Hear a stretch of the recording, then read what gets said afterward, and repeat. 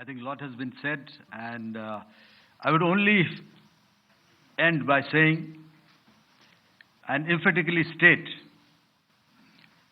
that all our military bases, all our systems continue to remain fully operational and ready to undertake any future missions should the need so arise.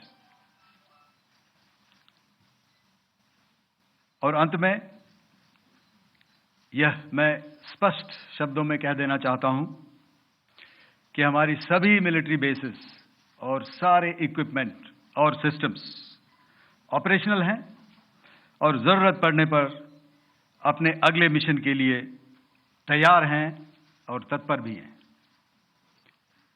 शुक्रिया दोस्तों, और यदि कोई अभी questions हैं तो हम लोग तैयार हैं उसके लिए। Ladies and gentlemen, like yesterday, I'll request you to raise your placards, which most of you are doing. Again, repeating it, anything which is confidential in nature will not be responded to. And as you are aware, the DGMOs, all three of them, have got an important assignment after this, which you also are very well aware of. So we shall not be taking too many questions today. I started with both the ends yesterday. Today I'll start from the center, 237. 237. And I'll request you to please maintain, I'll ask you, I'll come to you. Hello sir, मैं आवाज़ आ रही मेरी? Hello sir, Madhurendra, मैं news nation से आपके press conference के शुरू होने के ठीक पहले एक वीडियो हमने स्क्रीन पर देखा जिसमें राष्ट्रकवि रामधारी सिंह दिनकर की कृष्ण की चेतावनी की प्रमुख पंक्तियों को उद्धृत किया गया और सीधे सीधे दुश्मन को ये संदेश दिया गया कि याचना नहीं। मधुरेंद्र, मैं न्यूज़ नेशन से प्रेस कॉन्फ्रेंस शुरू होने के ठीक पहले राष्ट्रकवि रामधारी सिंह दिनकर की जो कृष्ण की चेतावनी है उन पंक्तियों को सामने रखा गया और कहा गया कि याचना नहीं अब रण होगा, जीवन जय या मरण होगा। कल शिव तांडव स्रोत के जरिए दुश्मन को संदेश दिया गया था और आज राष्ट्रकवि रामधारी सिंह दिनकर की इन प्रमुख पंक्तियों के जरिए ये किस तरह के डिटरेंट को क्रिएट किया जा रहा है, किस तरह के मैसेज को दिया जा रहा है, इसको थोड़ा इलेबोरेट करके अगर आप बताएं तो जाहिर तौर पर ये संदेश और व्यापक तौर पर जाएगा। और एक छोटा सा सवाल मेरा यह है कि ड्रोन अटैक को लेकर जो बातें सामने निकल कर आई हैं, एक बहुत हाइप क्रिएट था टर्किश ड्रोन को लेकर, TB2 और उसके तमाम ड्रोन को लेकर।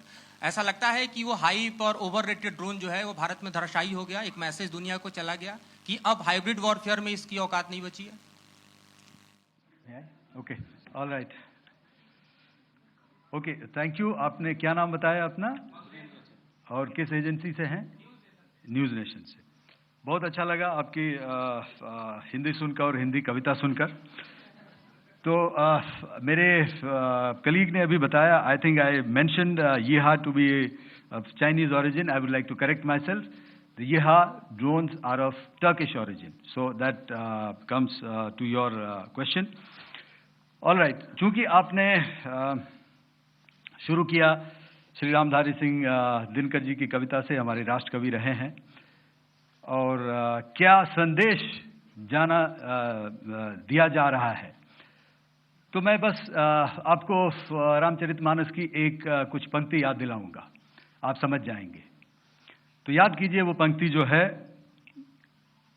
विनय न माने जलधि जड़, भय 3 दिन बीत, बोले राम सकोप तब, भय बिन होए न प्रीत। तो समझदार के लिए इशारा ही काफी। और जहां तक ये टर्किश ड्रोन्स का सवाल है, आपने देखा किस तरह के रेकेज यहाँ पे फोटोग्राफ्स हमने दिखाए हैं, चाहे वो टर्किश ड्रोन्स हो या और कहीं के भी ड्रोन्स हो। हमारे काउंटर यूएस सिस्टम्स, हमारे ट्रेन्ड एयर डिफेंस ऑपरेटर्स पूरी तरह सक्षम हैं, और हमारी देश की जो इंडिजिनस कैपेबिलिटी है काउंटर यूएस के लिए, उसने दिखा दिया है कि चाहे किसी भी तरह की टेक्नोलॉजी आ जाए, हम उसको काउंटर करने के लिए तैयार हैं। और मुझे बोलने की ज़्यादा ज़रूरत नहीं है, आपने खुद ही अपनी आंखों से देखा है हमने इनका क्या हश्र किया है। धन्यवाद।